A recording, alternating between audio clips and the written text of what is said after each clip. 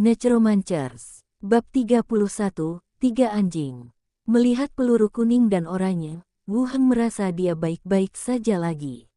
Sejak peluru ditembakkan di desa pertambangan, saya kehilangan kepercayaan diri saat keluar.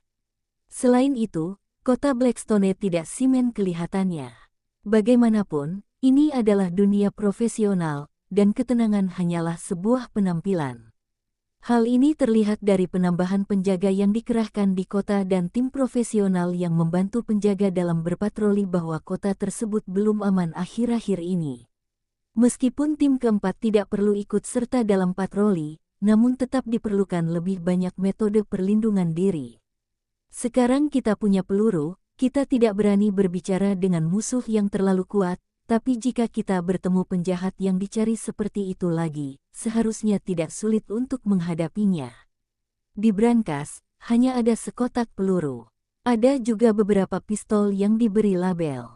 Pistol tersebut tidak boleh dikeluarkan dan disimpan bersama. Pertama, isi pistolmu dengan peluru. Selanjutnya, masukkan semua peluru dan pistol ke dalam ransel. Setelah mengosongkan brankas, gantung ransel di bagian belakang kerangka. Selain brankas berisi peluru, di dalam ruangan juga terdapat beberapa peralatan polisi lainnya, borgol, senter logam, tongkat karet, dan pelindung plastik yang mirip dengan pelindung ledakan. Ini tidak dimasukkan ke dalam brankas, melainkan hanya di luar. Merasa tidak ada gunanya bagi diriku sendiri. Tapi semuanya ada di sini, ayo kita ambil dulu. Masukkan barang-barang kecil ke dalam ransel dan biarkan kerangka memegang perisai. Kemudian dia berjalan menuju lantai 1. Saat saya turun ke bawah, saya disambut oleh bau terbakar. Api yang dihasilkan oleh mantra minyak telah menghilang, meninggalkan mayat hangus di tanah. Di gerbang, pertempuran masih berlangsung. Beberapa zombie yang tersisa bergegas menuju formasi tombak yang terdiri dari kerangka.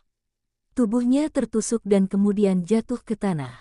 Waktu berlalu sedikit demi sedikit, dan ketika zombie terakhir jatuh ke tanah, pemandangan menjadi sunyi senyap. Hanya klakson mobil di kejauhan yang masih terdengar nyaring. Tapi semua zombie di sekitarnya seharusnya tertarik, dan tidak ada zombie baru yang muncul. Biarkan kerangka itu menggerakkan mayat yang menghalangi pintu, dan Wu Heng mulai melepaskan teknik perbudakan tulang. Skeleton berdiri satu demi satu dan perlahan masuk ke antrian di belakang mereka. Transformasi jenazah tidak berhenti hingga senja menjelang. Wu Heng tidak berniat untuk tinggal di sini lebih lama lagi. Meskipun ini adalah Biro Keamanan Umum, pertahanan secara keseluruhan tidak simen pembangunan komunitas. Jika zombie cacat khusus atau monster lain muncul, semua anggota keluarga saya mungkin mati di sini. Melihat mayat yang belum berubah di tanah, Wu Heng masih enggan meninggalkannya. Angkat mayatnya. Di bawah komando Wu Heng, para kerangka mengambil mayat satu persatu. Susun tim pengangkut mayat dan kembali dengan cara yang sama. Dalam perjalanan, dia melewati zombie yang sedang memegang kemudi, dan meminta Basen untuk meluruskan tubuhnya. Klakson mobil yang menggelegar berhenti.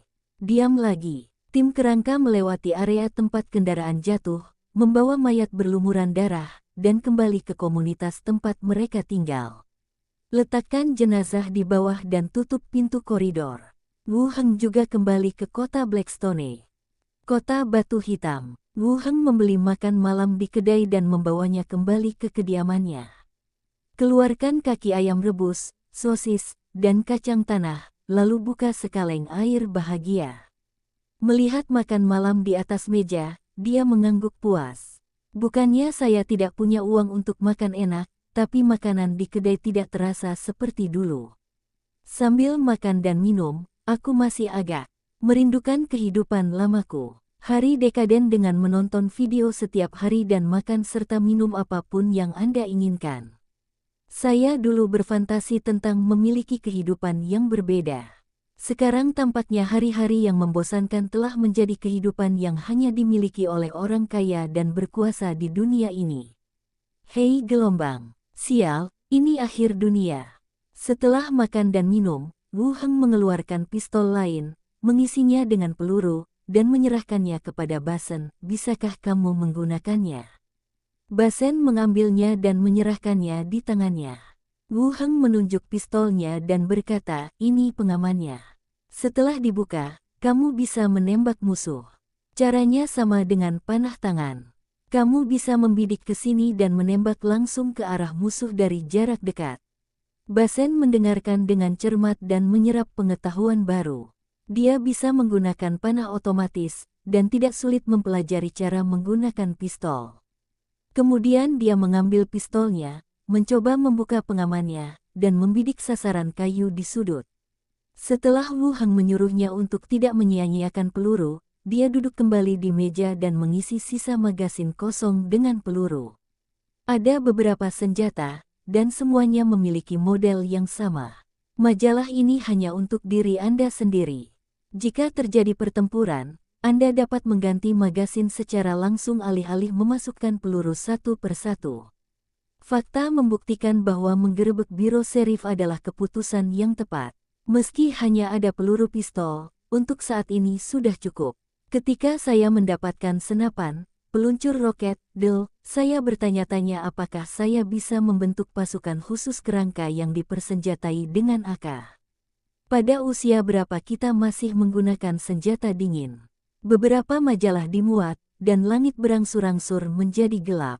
Memastikan bahwa tidak ada yang akan datang mencarinya, dia membuka gerbang dan memanggil Jiang Yi. Mulai terus belajar ilmu pedang sendiri. Sejak saya mengetahui bahwa spesialisasi senjata dapat dibuka di panel, saya juga meningkatkan ekspektasi saya terhadap pelatihan senjata. Rasanya seperti bermain game dan membuka pencapaian. Setelah memperbaiki postur tubuhnya, Wu Heng mulai mengikuti Jiang Yi dan mengayunkan pedang besi di tangannya. Sementara Basen berada di pinggir lapangan, dia terus mempelajari pistolnya. Keesokan harinya, dunia zombie. Wu Heng datang ke puncak gedung dan melihat ke tingkat kerangka yang memegang tombak. Selain kerangka paling awal di awal, ada 2 kerangka lagi yang telah mencapai level 3. Peningkatan levelnya masih signifikan. Anda dapat membentuk susunan tombak, lalu menarik monster untuk menaikkan level diri Anda dan kerangkanya. Cara ini relatif aman dan efisien. Mendistribusikan pisau dapur ke kerangka yang baru diubah, Wu Heng memimpin pasukan kerangka menuruni tangga. Melangkah keluar dari koridor, ada 5 atau 6 zombie dengan tangan dan kaki hilang, mengaum ke arah kami. Mengapa ada zombie lagi? Lantai bawah saya sudah dibersihkan 3 atau 4 kali. Serang, perintah Wu Heng. Hore, tanpa formasi apapun, para prajurit kerangka menyerbu ke depan dan menebas semua zombie yang mencoba mendekat. Wu Heng mendatangi tumpukan mayat zombie yang belum diubah kemarin dan terus mengubahnya.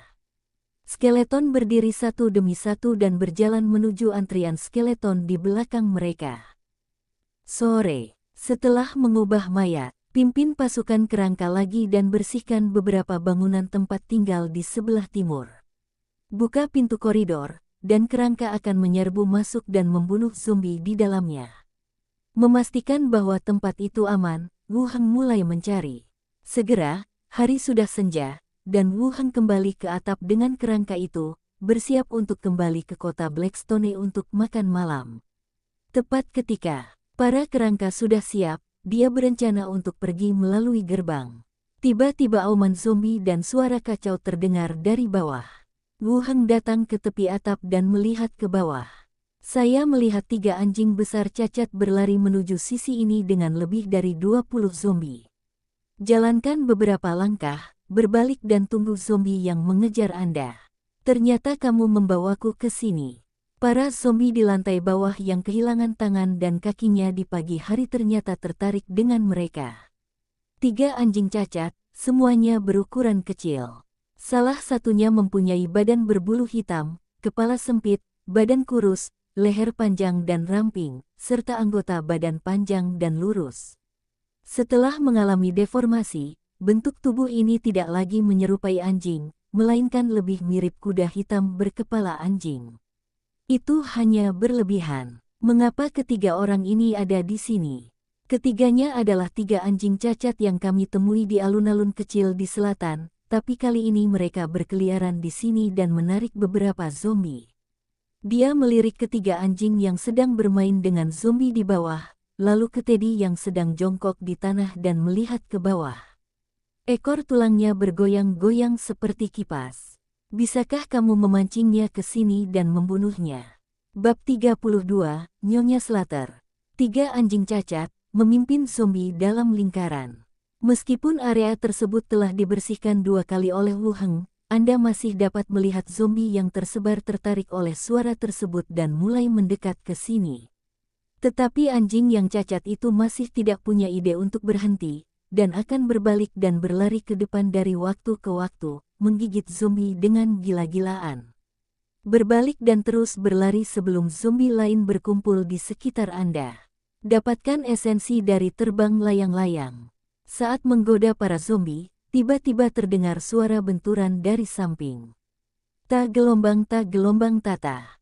Ketiga anjing cacat itu tiba-tiba berhenti. Melihat sekeliling, saya melihat seekor anjing kerangka yang tampak aneh.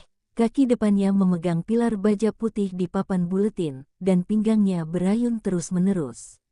Rongga mata kosong, lihat ke sini dari kejauhan. Tetapi tubuh bagian bawah masih berayun. Anjing cacat memandang ke arah anjing tulang dengan heran, dan anjing tulang pun melepaskan pilar yang dipegangnya. Rongga matanya yang kosong masih menghadap ke sini. Anjing yang menyimpang itu mengambil 2 langkah ke depan, sementara si kerangka Teddy mundur 2 langkah. Melihat anjing kerangka itu pemalu, ketiga anjing cacat itu meninggalkan zombie di belakang dan bergegas menuju boneka kerangka itu. Anjing tulang itu mengayunkan pinggulnya 2 kali lagi, lalu berbalik dan berlari kembali. Cepat ke bawah di depan dan masuk ke koridor. Ketiga anjing cacat itu tidak berhenti sama sekali. Mereka melesat seperti anak panah dari tali, dan mengikuti mereka ke koridor. Diburu hingga mencapai lantai 4, anjing cacat yang mengejar itu berhenti dan memandang dengan waspada ke tulang manusia yang padat di tangga. Dia berbalik dan ingin pergi, tetapi menemukan sekelompok tulang manusia juga berdatangan dari belakang. Dia mengangkat pisau dapur dan bergegas menuju mereka. Tulang di sisi atas dan bawah terisi secara bersamaan. Berkumpul bersama, mereka menerkam 3 anjing yang kebingungan dan cacat. Tabrakan dan perkelahian yang hebat terdengar di sepanjang koridor. Wu Heng dan Basen berdiri di luar. Pimpin prajurit kerangka yang tersisa untuk membersihkan zombie yang mengikuti anjing-anjing cacat itu. Mereka semua tertarik dari daerah terdekat, dan banyak pula yang datang silih berganti. Saat zombie di bawah hampir musnah, pertarungan di koridor secara bertahap akan segera berakhir. Klik gelombang. Terdengar suara pintu koridor tidak dikunci. Pedang 1 dan pedang 2 berlumuran. Darah berjalan keluar dengan agak malu. Sepertinya pertempuran sudah berakhir. Wu Heng membawa Basen langsung ke koridor. Prajurit kerangka yang berdiri di tangga telah memasuki kondisi siaga dan berdiri tegak. Kakinya ditutupi dengan tulang putih berserakan, dan tampaknya banyak prajurit kerangka telah mati. Di lantai 3 dan 4, 3 mayat tergeletak tanpa bisa dikenali. Lakukan. Para kerangka bekerja sama untuk mengangkat ketiga anjing cacat itu keluar dari koridor dan melemparkan mereka ke ruang terbuka. Wu Heng memimpin dan berjalan ke arah anjing hitam yang berbentuk seperti kuda dan mulai melepaskan teknik perbudakan tulang.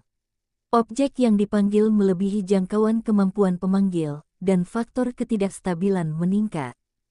Dengan dirilisnya teknik pengangkatan tulang, petunjuk tentang faktor yang tidak stabil juga muncul. Hal ini sudah terjadi 2 kali sebelumnya, namun tidak ada hal istimewa yang terjadi. Saya tidak tahu ketidakstabilan macam apa ini. Segera, anjing kerangka pertama berdiri dari tanah, mengguncang tubuhnya, dan mengibaskan darah dan dagingnya. Pemburu kerangka, level 7.